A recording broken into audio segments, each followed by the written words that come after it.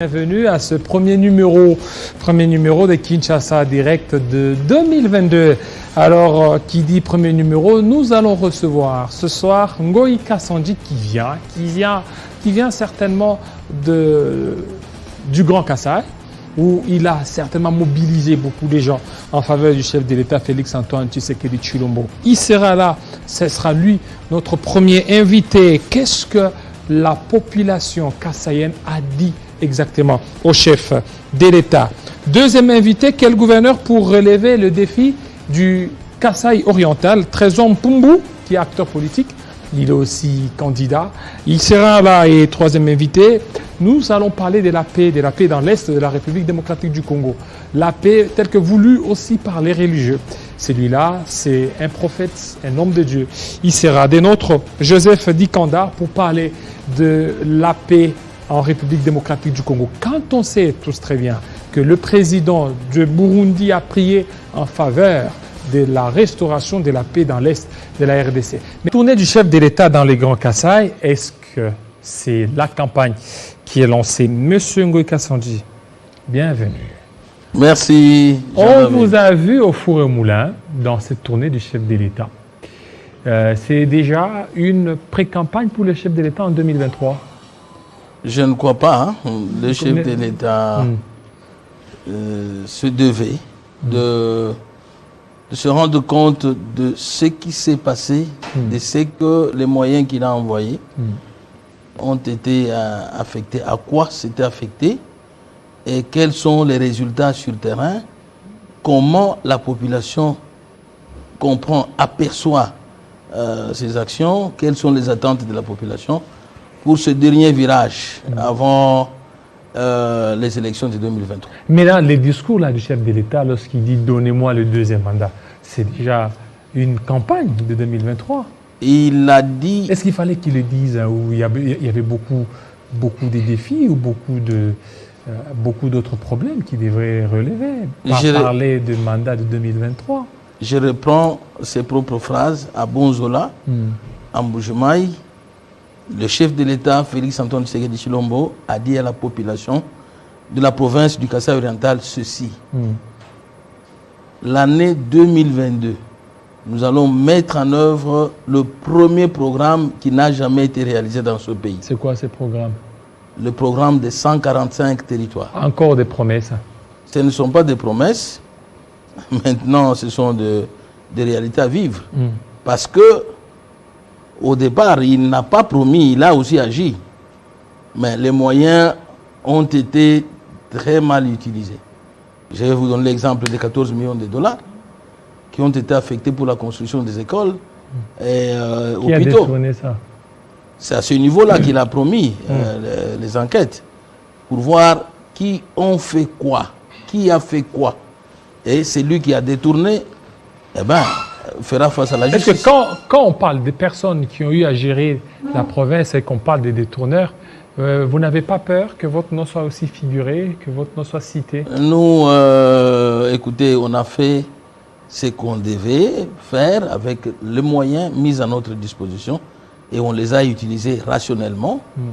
Aujourd'hui, le peuple a compris. Mais quand on a vu aujourd'hui, et ce jour-là, la population qui réclamait Ngoï Kassanji, est-ce que vous serez aussi prêt à revenir? J'ai toujours dit que la voix du peuple, c'est la voix de Dieu. Et donc, je ne suis pas un gouverneur éternel. Je ne serai pas un gouverneur éternel.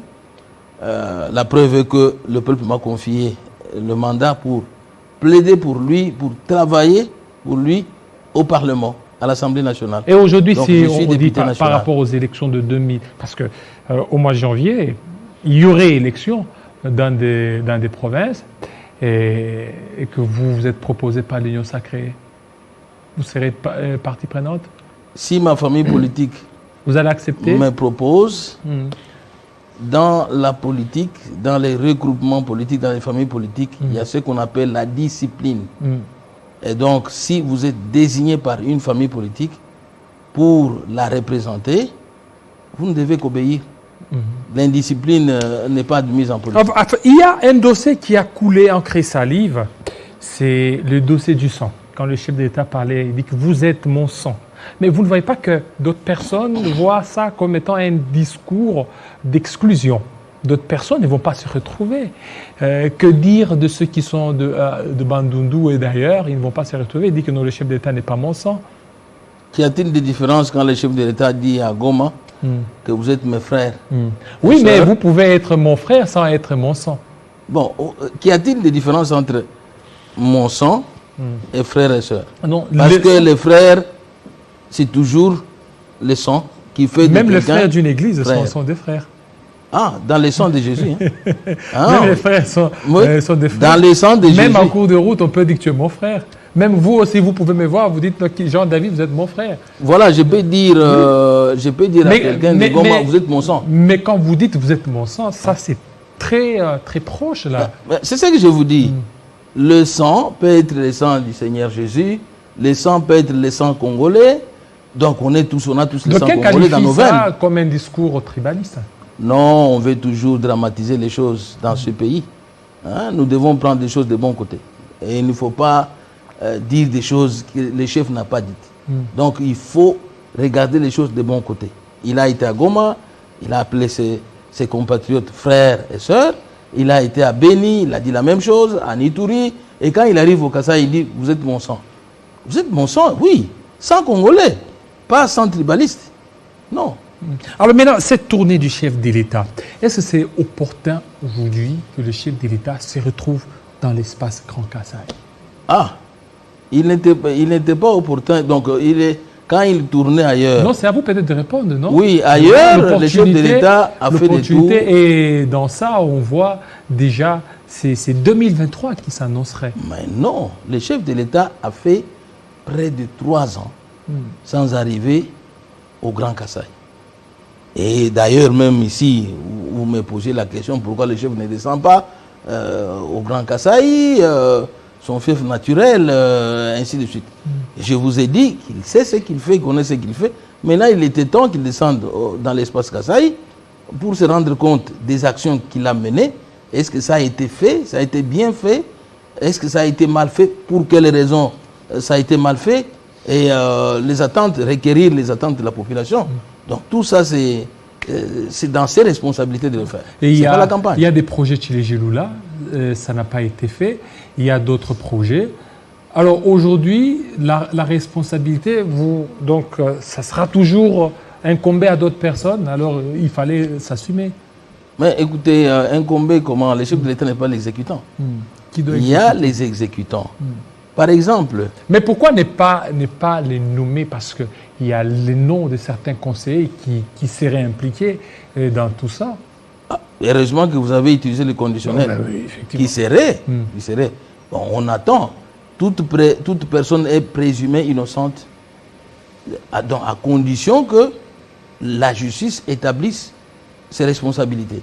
Et donc, tout celui qui a été cité, s'il s'avère qu'il est impliqué, après, bien sûr, les enquêtes judiciaires et les jugements, donc couler en la chose jugée, en ce moment-là, il n'y aura personne qui sera épargné. Le chef de l'État a promis des sanctions.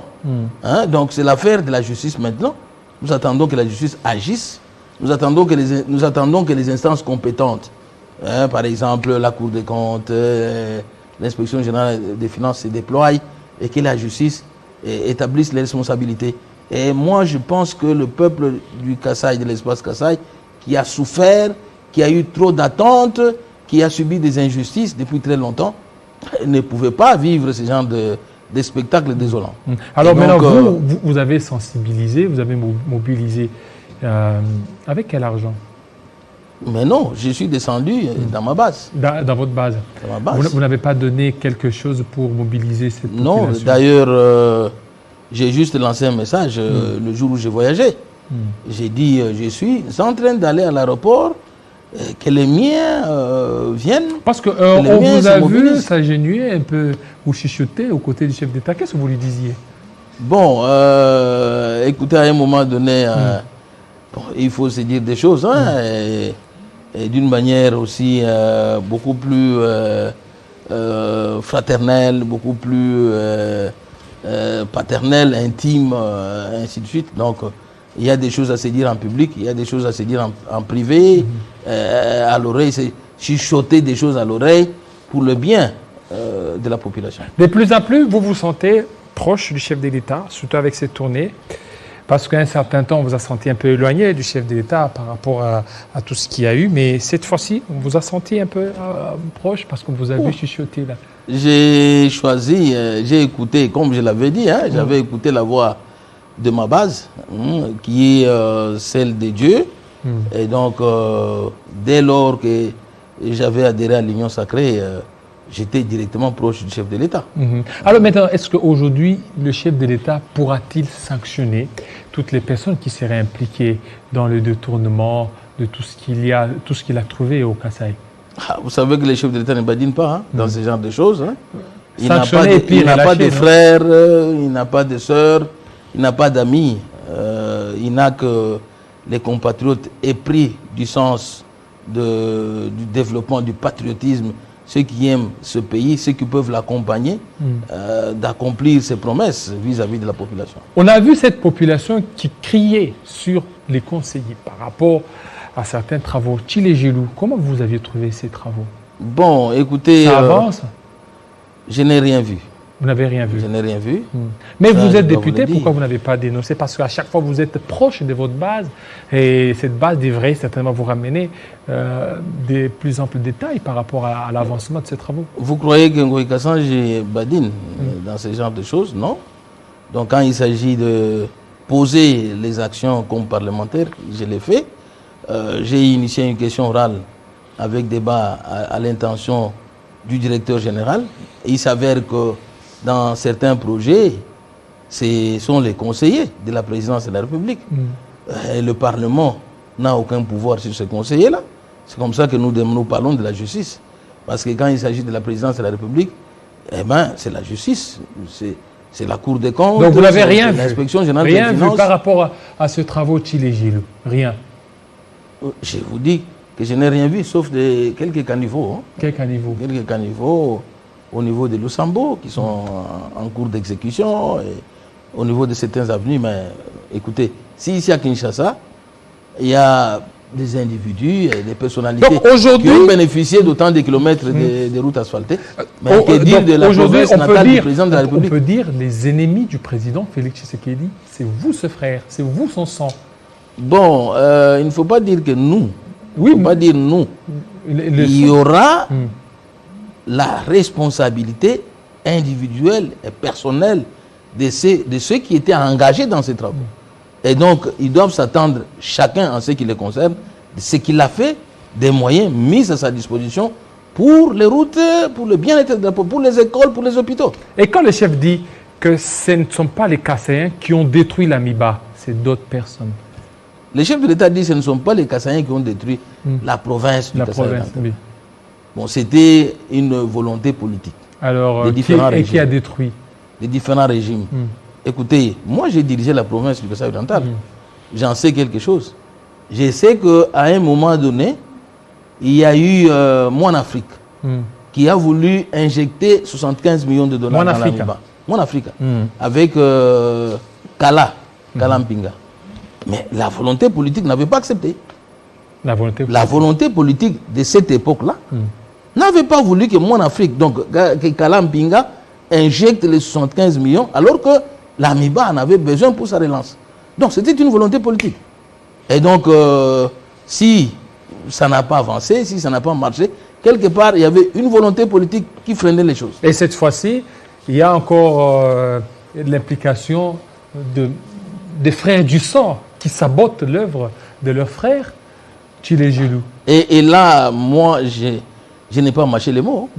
J'étais scandalisé de voir que un certain conseiller du président de la République justifie le fait d'avoir utilisé 14 millions de dollars juste pour 3 écoles et 2 hôpitaux. Imaginez-vous, au moment où nous avons plusieurs écoles où les enfants étudient en dessous des manguiers, mais vous avez 14 millions de dollars que le président Félix-Antoine Tshisekedi Tshilombo Fatou Béton met à la disposition de sa province pour construire les écoles et les hôpitaux. Au lieu d'en avoir 30, ces messieurs expliquent, justifient le fait que, bon, il en a utilisé, construit, on est en train de construire trois écoles, 3 complexes scolaires et 2 hôpitaux. Donc, moi, selon mes calculs, nous avons construit les écoles à 125 000 $. À l'époque où le sac de ciment coûtait 45 $, 50 $ même. Ça, 125 000 $. Mais ce monsieur justifie le fait de construire 3 écoles et 2 hôpitaux par le prix du ciment qui coûte 24 $. Est-ce que vous comprenez ce qui se passe? Donc, même vous aussi, ses frères, vous le combattez. Non, je suis scandalisé par le fait que certains frères, certains conseillers ne comprennent pas la hauteur de la tâche confiée au président de la République par la nation congolaise. Donc, il ne devait pas badiner comme ça. Merci. Merci beaucoup, M. Ngoï Kassanji. Nous allons encore parler du Kasaï oriental. D'ici là, ça sera les élections de gouverneurs. Quel gouverneur? Ça sera tout de suite avec M. Trésor Mpumbu. C'est tout de suite.